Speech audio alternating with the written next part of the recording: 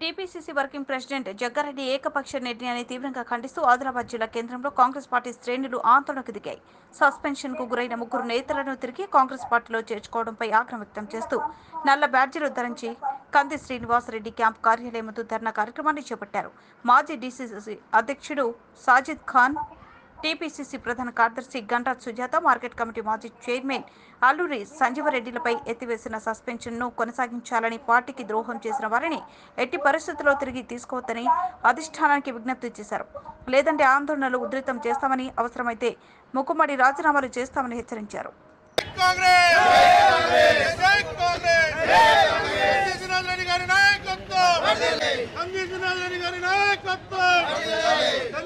సంజీవ్ రెడ్డి గారు కానీ మరి అదేవిధంగా సాజిద్ ఖాను మొన్నటి అసెంబ్లీ ఎన్నికల్లో కాంగ్రెస్ అభ్యర్థిగా పోటీ చేసినటువంటి కంది శ్రీనివాసరెడ్డి ఓటమే మా ప్రధాన లక్ష్యమని ముందుకు సాగి రెబల్ అభ్యర్థిగా కేటీఆర్తో ప్యాకేజీ మాట్లాడుకొని ఇక్కడ జోగు రామన్నతో మాట్లాడుకొని ఇలా సంజీవ్ రెడ్డి గారిని రెబల్ అభ్యర్థిగా నామినేషన్ వేయించి మీరు ముగ్గురు కష్టపడ్డా మీకు వచ్చిన ఓట్లు 1900.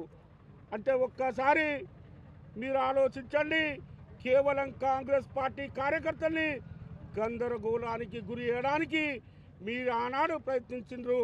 కాంగ్రెస్ అభ్యర్థి మీద దుష్ప్రచారం మీరు చేసిండ్రు.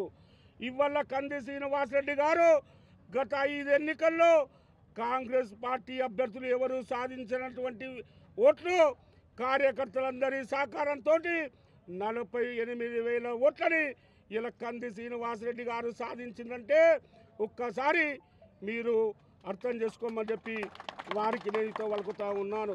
సుజాత గారు, సంజీవ్ రెడ్డి గారు, సాజిద్ ఖాన్ గారు, ఆనాటి పిసిసి అధ్యక్షుడు, నేటి ముఖ్యమంత్రి, నేడు కూడా పిసిసి అధ్యక్షుడు రేవంత్ రెడ్డి గారి మీద మీరేం మాట్లాడారు ఒక్కసారి ఆ వీడియోలు చూసుకోండి. మీకు సిగ్గు అనిపించడం లేదా? ఇవాళ రేవంత్ రెడ్డి ప్రభుత్వం ఉంది, పిసిసి అధ్యక్షుడు రేవంత్ రెడ్డి గారు ఉన్నారు. ఆనాడు మీరు మాట్లాడిన మాటలు తడి గుడ్డతో రేవంత్ రెడ్డి కాంగ్రెస్ నాయకుల గొంతులు వస్తున్నారని చెప్పావు. రేవంత్ రెడ్డి వచ్చిన తర్వాత కాంగ్రెస్ పార్టీ రాష్ట్రంలో సర్వనాశనమైందని చెప్పిండ్రు. ఇవాళ మీకు అతని నాయకత్వంలో మీరు ఇవాళ వస్తున్నారంటే మీకు సిగ్గు అనిపించడం లేదా అని చెప్పి నేను అడుగుతా ఉన్నాను. ఇవాళ మా కార్యకర్తలందరూ, నియోజకవర్గంలోని కార్యకర్తలందరూ కంది శ్రీనివాసరెడ్డి గారికి ఒకటే చెప్పిండ్రు, సార్ మిమ్మల్ని వస్తే పని చేయం, మేము ఇవాళ పార్లమెంట్ అభ్యర్థి ప్రచారాన్ని కూడా ఎక్కడికక్కడ నిలిపేస్తున్నాం, మేము ప్రచారంలో కూడా పాల్గొనమని చెప్పి ఇవాళ నియోజకవర్గంలోని కార్యకర్తలు వందలాది మంది వచ్చి ఇక్కడ నిరసన తెలియజేస్తూ ఉన్నాం. తప్పకుండా వారి మీద 6 ఏళ్ల బహిష్కరణ ఏదైతుందో దాన్ని యథావిధిగా కొనసాగేంత వరకు దశల వారీగా పోరాటం చేస్తాం. అవసరమైతే రేపు కాంగ్రెస్ పార్టీకి రాజీనామా చేయడానికి కూడా అందరం సిద్ధంగా ఉన్నామని చెప్పి ఈ సందర్భంగా తెలియజేస్తా ఉన్నాం.